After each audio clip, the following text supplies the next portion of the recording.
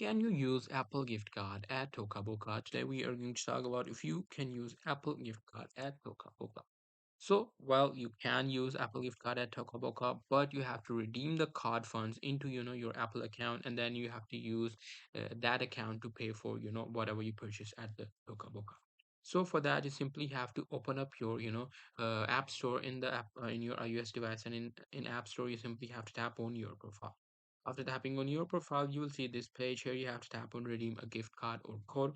And after tapping on that, you will be given these options. Here you have two options. First is use camera, or the second one is you can enter your code manually. So using the camera means it will automatically scan the code and enter it, and using the code manually means put the code manually.